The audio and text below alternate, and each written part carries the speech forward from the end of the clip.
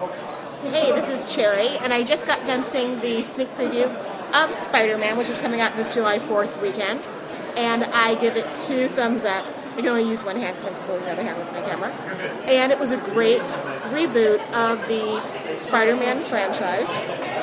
A totally different feel from the Raimi, so don't compare it to that. Compare it more to an alternative universe Spider-Man, where Peter's back in high school, he's meeting his first love, Gwen, and he's getting his powers and he's discovering himself, and he's becoming the man that we all know and love as an adult.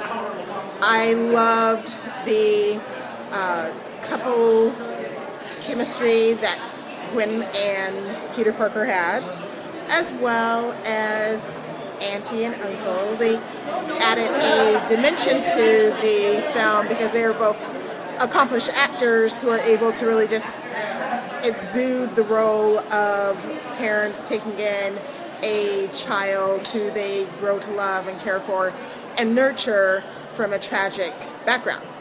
So a couple of scenes that I really loved that you need to pay attention to is the first time Peter asks Gwen out. That was just so like the geeky guys that I have dated and know how they get their little smooth mac on. And then when he is heading to Oscorp to save the day from the evil lizard man, I love how New York embraces Spider-Man because he is New York's true hero. And it is a really good film. It's a great story. It's a great plot. It is definitely different. And I've heard people say that Peter is angsty and bitter and unhappy.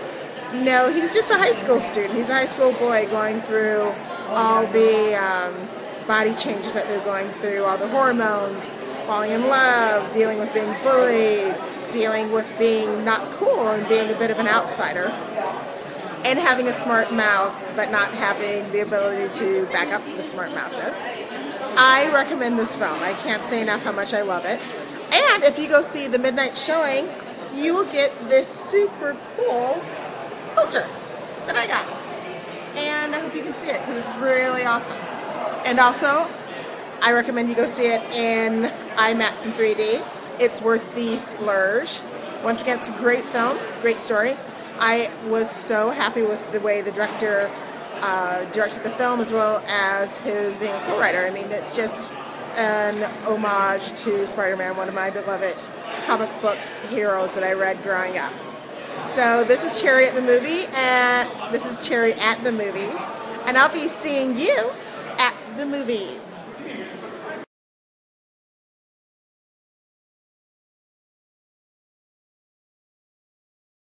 And then, but something that kept on getting me was Peter Parker's parents. I was like, who are these? That's hard to say. What happened, Peter Parker's parents?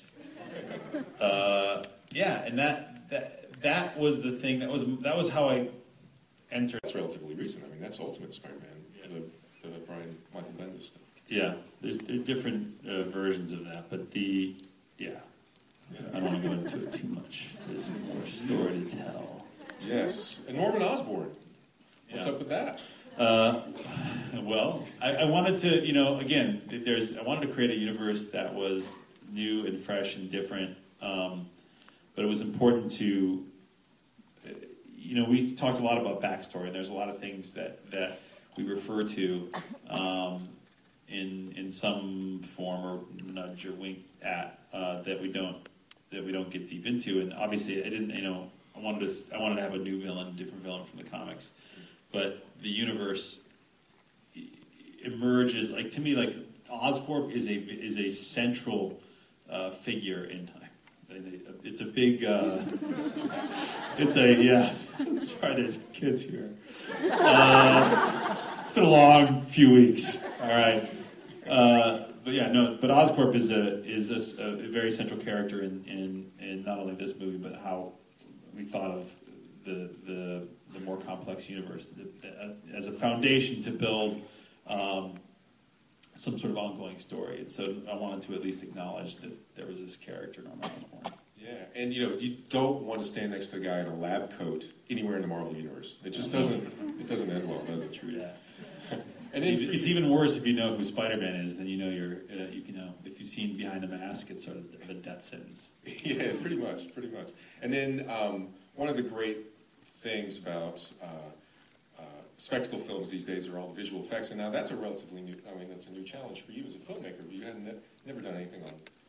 Well, not on that scale. I mean, I'd done one movie before, 500 Days of Summer, but before that I did music videos and commercials for a long time. There are a lot of visual effects in that. And but one of my very good friends is a guy named Rich Lee, is a guy I co-directed with. He used to be a previs artist. And what previs means is it's basically three-dimensional storyboards. You sit in a room with 7 or 8, or sometimes more, programmers, essentially, designers, and you create these sequences in the computer, and then they become a reference point for particularly for action sequences, but action sequences, or any other kind of sequences. So I spent a lot of time doing that in a very real way. That was, for me, the most fun part about it, and the most exhilarating part of it, because it was new, and I'm a big fan of action movies, but at the end of the day, an action scene is like any other scene. And I was saying this before, it's like, the character's a little bit different at the beginning of the scene than he is at the end of the scene. Like, I think the bridge scene was the sort of the best example in this movie of that, where he's, there's a spectacle, there's cars flying over, there's a giant lizard running through the streets, and then Spider-Man is coming to save the day. But he's what happens, he saves this kid. He's at the beginning of that scene, and he's motivated by vengeance. He's trying to find his Uncle Ben's killer. And his crime fighting is incidental. It's just a sort of convenient way to find somebody who he's hunting. And at the end of the scene, he realizes that he's got to do something more. He can't be about just satisfying the darker part of his soul. He's got to find a more significant direction for his powers. And that's all told through an action scene. And that was a really kind of fun kind of scene to conceive of. It was difficult to shoot because there's a real emotional through line. It's very important beats. There's very important beats for him emotionally to go through, and you have to track that. When he's saving the kid and when he hands the kid off to the father to see Thomas Howell. I mean, that's, again, like, not to get too pretentious, but metaphorically, it's like that. He's saving this kid, and the kid is the same age he was when he was left behind, right? That was not a mistake. And when he hands the kid off, he realizes that this is, that moment that this kid has, the reuniting of the father and the son, he's never going to have that. And he has to sort of let that go and become something else. And then, as far as this film goes, I mean, one of the best visual effects you have is just the chemistry between your two leads, and I hear they like each other really. We did a work. Talk a little bit about getting them in these parts, and then also, I mean, watching them on the set. What was that like? That was, casting them was the single most important thing in the entire process, and Andrew.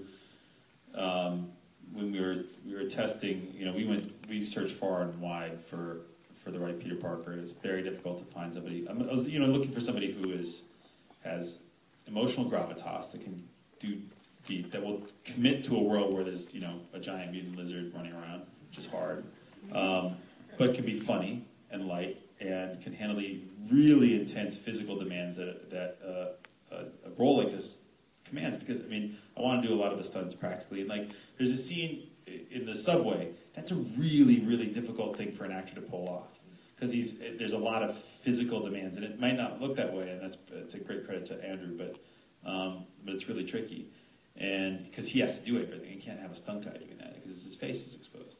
So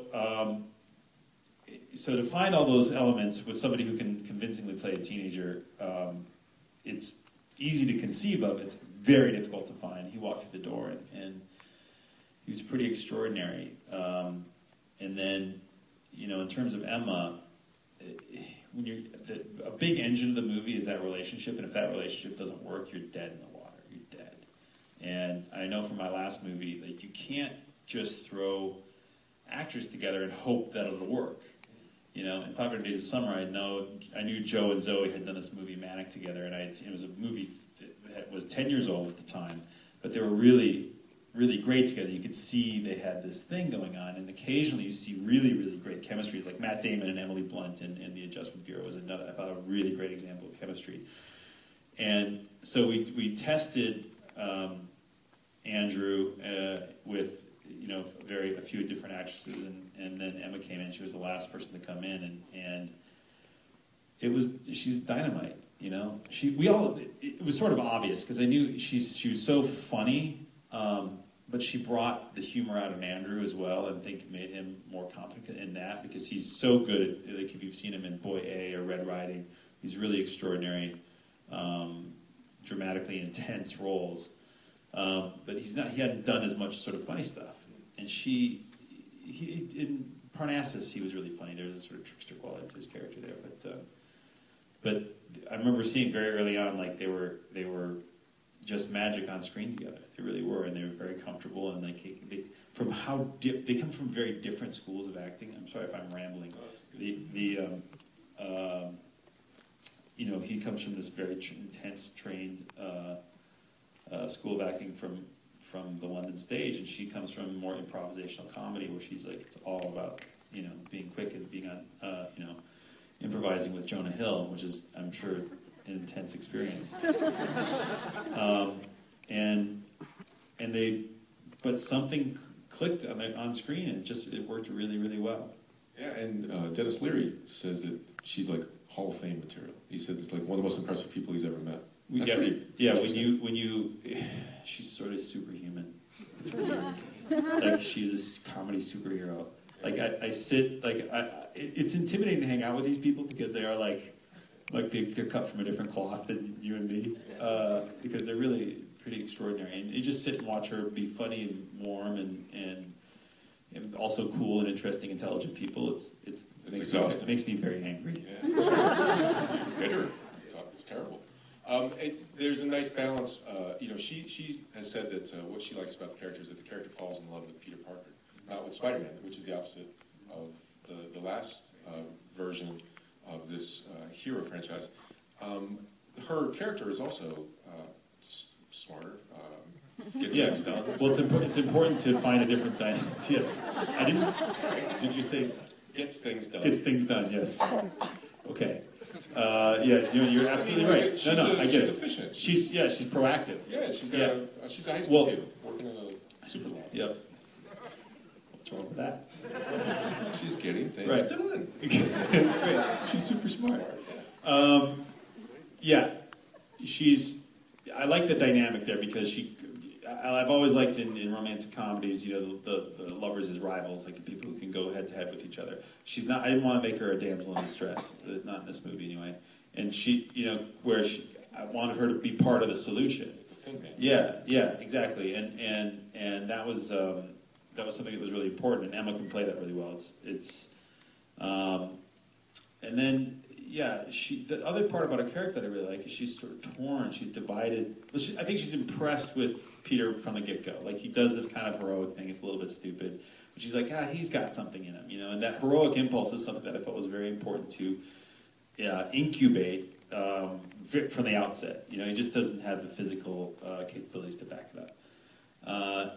And then she's impressed by that, but she's divided between the two men in her life. Her dad, Captain Stacy, who's really believes in law and order but is trying to do good, and Peter Parker, who's got a different version of trying to do good. And I think that is always an excellent source of drama. We talked about this at WonderCon. I think Tom Stoppard said it, like competing ideas of what's right, competing ideas of what's good, and competing truths. And I think that's she's stuck in the middle of that, and it's fun for her to play. The action sequences and the visual effects and the deadlines and the pressure and all that. How hard is it to hold time back, Tim, for improvisation? I mean, do you have to block that out? I mean, is that no? I mean, there is a pressure because I think the day cost of a movie like this is so high that you don't want to get behind schedule. But to me, like getting the lines right.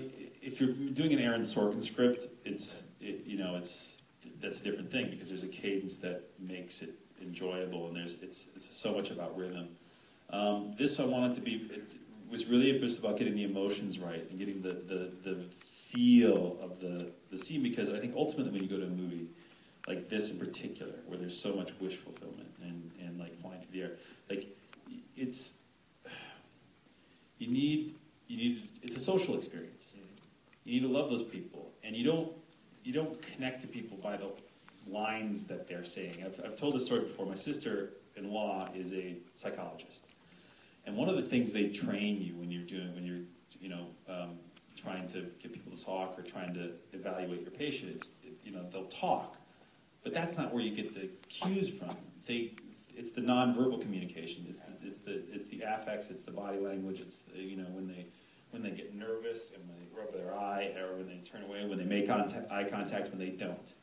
Though that is the language that we all are speaking, whether or not we realize it or not. And that is what makes Andrew in particular a world-class actor, is that he gets underneath the lines. The lines help him understand what the scene is about, but then he goes underneath it, and it becomes about, what he's after in the scene, and he's not playing an emotion. It ceases to become acting; it becomes behavior.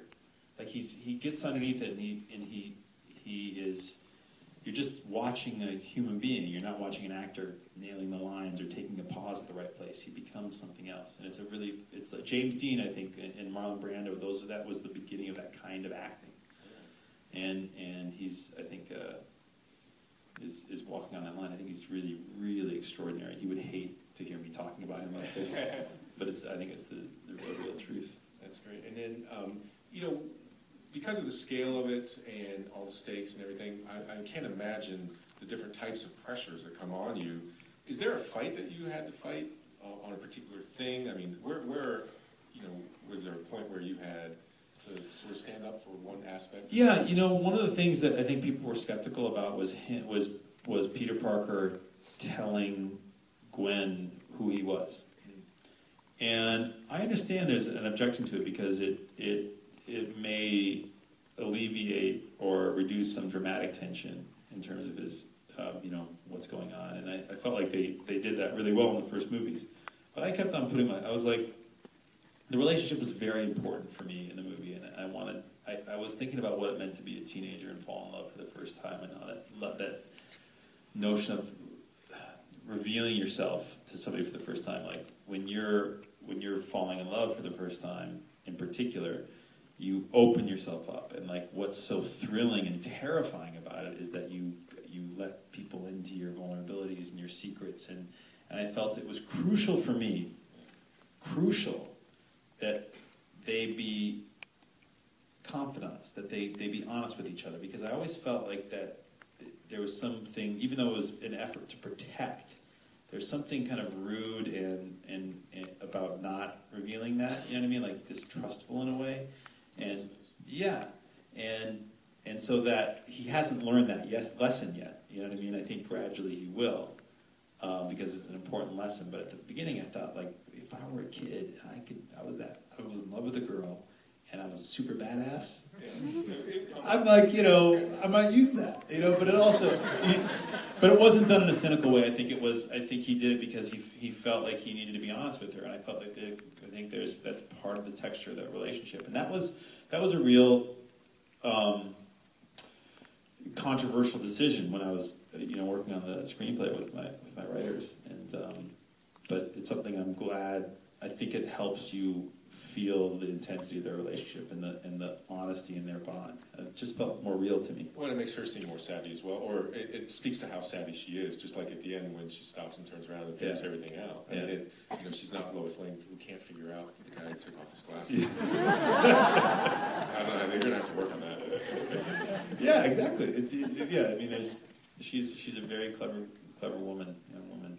Yeah, we're going to take some questions from the audience, and the way we're going to do it, Scott's over here with a microphone, and if anybody has a question.